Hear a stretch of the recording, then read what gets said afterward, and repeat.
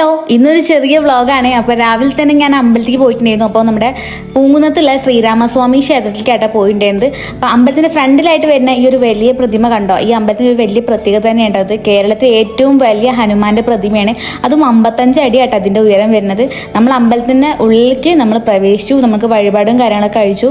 ഇന്നാണെങ്കിൽ അമ്പലത്തിൽ എന്തോ ഒരു കല്യാണം നടക്കുന്നുണ്ട് കേട്ടോ. അപ്പോൾ അതിനുള്ള ആൾക്കാരൊക്കെ ഉണ്ടായിരുന്നു അമ്പലത്തിൽ. അപ്പോൾ അത്യാവശ്യം തിരക്കുണ്ടായിരുന്നു അമ്പലത്തിനുള്ളിൽ. അങ്ങനെ നമ്മളിത് അമ്പലത്തിനുള്ളിലേക്ക് വഴിപാടൊക്കെ കഴിച്ച് നമ്മൾ അമ്പലത്തിനുള്ളിൽ കയറി പ്രാർത്ഥിക്കാൻ കേട്ടോ. അപ്പോൾ ഇതൊക്കെയാണ് അമ്പലത്തിൻ്റെ ചുറ്റുപാടും കാര്യങ്ങളൊക്കെ. ഫസ്റ്റ് ടൈം ആട്ടോ ഞാൻ ഈ ഒരു അമ്പലത്തിലേക്ക് വരുന്നത്. ഈ അമ്പലത്തേക്ക് എന്നെ കൊണ്ടുവന്നത് ഞങ്ങളുടെ ഹോസ്റ്റലിലൊരു ചേച്ചിയാണ് കേട്ടോ, ശ്യാമള ചേച്ചിയാണ്. അപ്പോൾ ഇതാണ് ചേച്ചി വഴിപാട് നേടിണ്ടായിരുന്നു, നെയ്വിളക്ക് കേട്ടോ. അപ്പോൾ നമ്മൾ പ്രാർത്ഥിക്കുന്നതിനിടയിൽ ശ്രീകൃഷ്ണൻ്റെ അമ്പലത്തിൻ്റെ അവിടേക്കൊക്കെ പോയിക്കൊണ്ടിരിക്കുകയാണ് കേട്ടോ. അപ്പോൾ അവിടെ പോയിട്ട് നമുക്ക് തൊഴാന്നൊക്കെ പറഞ്ഞു. എനിക്കാണെങ്കിൽ ഈ അമ്പലത്തിൽ ഞാൻ വരാത്തതുകൊണ്ട് തന്നെ എനിക്ക് തൊഴുന്നതൊന്നും കുറിച്ചിട്ടൊന്നും വലിയ ഐഡിയ ഇല്ലായിരുന്നു. അപ്പോൾ ചേച്ചിയാണ് എനിക്ക് എല്ലാ കാര്യങ്ങളും പറഞ്ഞു തന്നിട്ടുണ്ടായിരുന്നത്.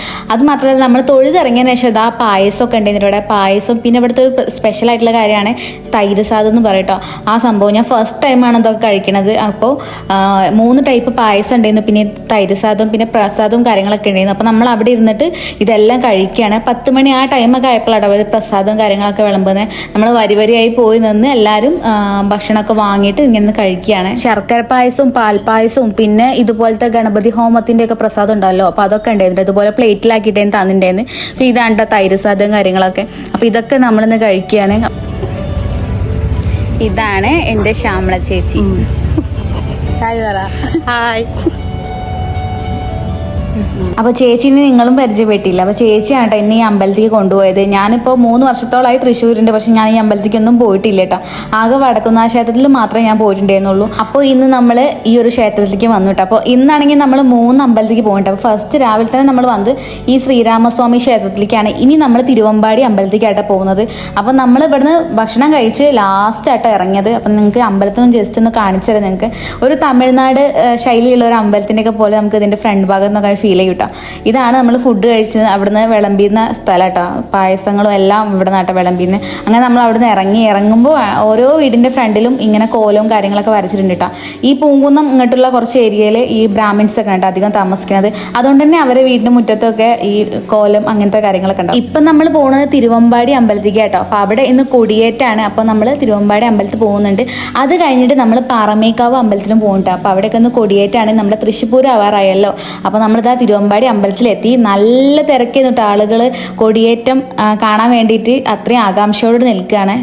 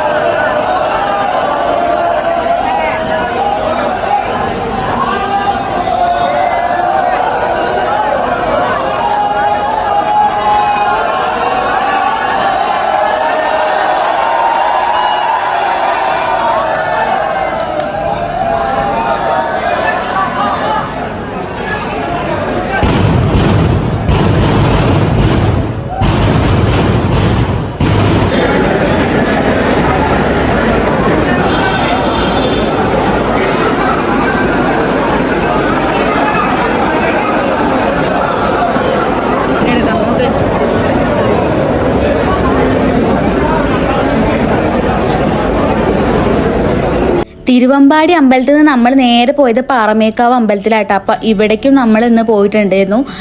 ഇവിടെ ഒരുപാട് ചടങ്ങുകളും കാര്യങ്ങളും നടക്കുന്നുണ്ട് കേട്ടോ. പിന്നെ മെയ് 6-ാം തീയതി ആണല്ലോ തൃശ്ശൂർ പൂരം വരുന്നത്. അപ്പോൾ കൊടിയേറ്റത്തിൻ്റെയൊക്കെ കാര്യങ്ങളും ഒക്കെയാണ് ഇവിടെ നടന്നുകൊണ്ടിരിക്കുന്നത്. അപ്പോൾ ഞാനിതൊക്കെ ഫസ്റ്റ് ടൈം കാണുന്നതുകൊണ്ട് എനിക്ക് ഭയങ്കര ഒരു ക്യൂരിയോസിറ്റി ആയിരുന്നു കേട്ടോ, എങ്ങനെയായിരിക്കും എന്നുള്ളതൊക്കെ. തൃശ്ശൂർ പൂരം ഞാൻ കണ്ടിട്ടുണ്ട്. ഞാൻ 2 വട്ടം ലൈഫിൽ കാണാൻ പറ്റില്ല, ഒരു ഭാഗ്യം എനിക്ക് കിട്ടിയിട്ടുണ്ട്. ഇതിപ്പോൾ 3ാമത്തെ പ്രാവശ്യമാണ് കാണാൻ പോകുന്നത്. അപ്പോൾ അതിൻ്റെ ഭയങ്കര എക്സൈറ്റ്മെൻറ്റ് കൂട്ടിയിട്ട് എനിക്ക്. അപ്പോൾ നമ്മളിതാ പാറമേൽക്കാവ് അമ്പലത്തേക്ക് വന്നിട്ടുള്ളതാണ്.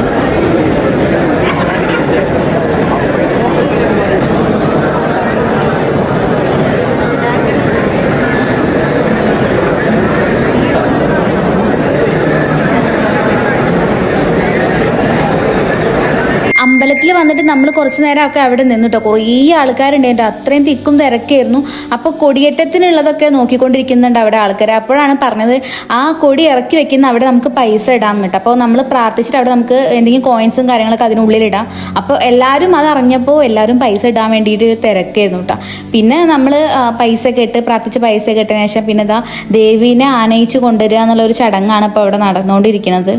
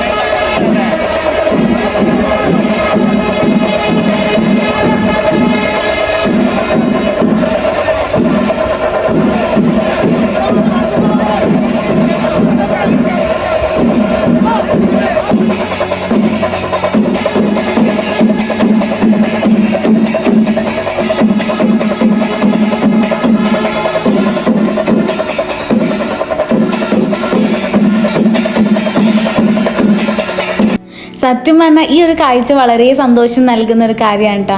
അപ്പോൾ ആനപ്പുറത്ത് ഇതാ ദേവീനെയൊക്കെ ആനയിച്ച് കൊണ്ടുപോവാണ്. ഇനി ഇത് വടക്കുന്നാഥ ക്ഷേത്രത്തിൻ്റെ അവിടേക്കായിട്ടാണ് പോകുന്നത്. അപ്പോൾ എല്ലാവരും കൂടെ അങ്ങോട്ട് പോവുകയാണ് ചെയ്യുന്നത്.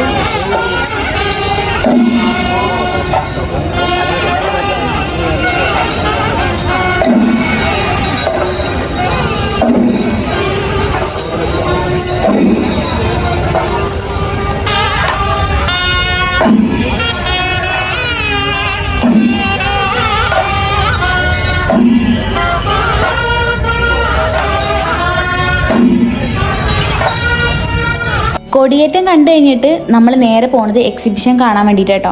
അപ്പോൾ ഞാൻ മുന്നേ ഒരു ദിവസം പോയിട്ടുണ്ടായിരുന്നു, നൈറ്റാണ് നമ്മൾ പോയിട്ടുണ്ടായത്.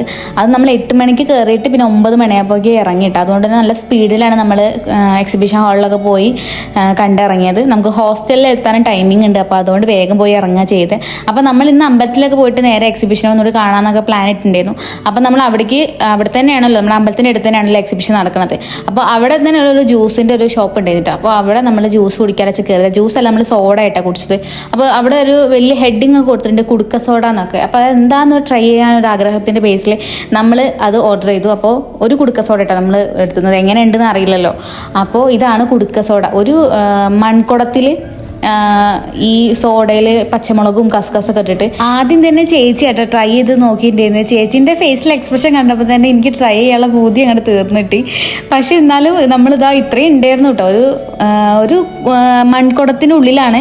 അപ്പം ഇതെങ്ങനെ കുടിച്ച് തീർക്കും എന്നുള്ളതിലായിരുന്നു. പക്ഷെ ഒരു ടേസ്റ്റും ഇല്ലായിരുന്നു. 80 രൂപ വെറുതെ പോയി എന്നാണ് തോന്നിയത്. എനിക്ക് ഒട്ടും ഇഷ്ടപ്പെട്ടില്ല കേട്ടോ. അപ്പോൾ നമ്മൾ തന്നെ അവിടെ പോയി ചോദിച്ചു, എന്താ ചേട്ടാ ഇത് ഇങ്ങനെയെന്ന് ചോദിച്ചു ഞാൻ പോയിട്ട്.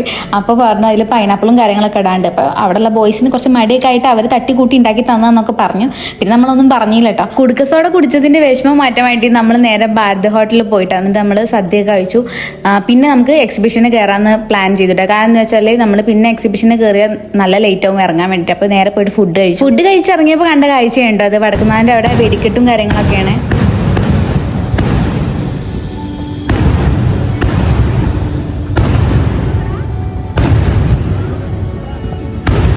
അങ്ങനെ നമ്മൾ എക്സിബിഷൻ ഹാളിൽ ചെന്നിട്ട് ഇതാ ഒരുപാട് കാഴ്ചകളൊക്കെ കണ്ടു. കഴിഞ്ഞ പ്രാവശ്യം ഉണ്ടായ അതേപോലെ തന്നെയായിരുന്നു കേട്ടോ. എക്സിബിഷൻ ഹാളിൽ തന്നെ വലിയ വെറൈറ്റി ആയിട്ടുള്ള കാര്യങ്ങളൊന്നും തോന്നിയില്ല.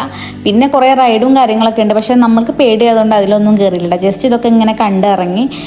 നമ്മൾ ഒരു 2-2.5 മണിക്കൂർ 3 മണിക്കൂറിനടുത്ത് നമ്മൾ അതിനുള്ളിൽ ചിലവഴിച്ചിട്ടാണ്. നടന്ന് ക്ഷീണിക്കും.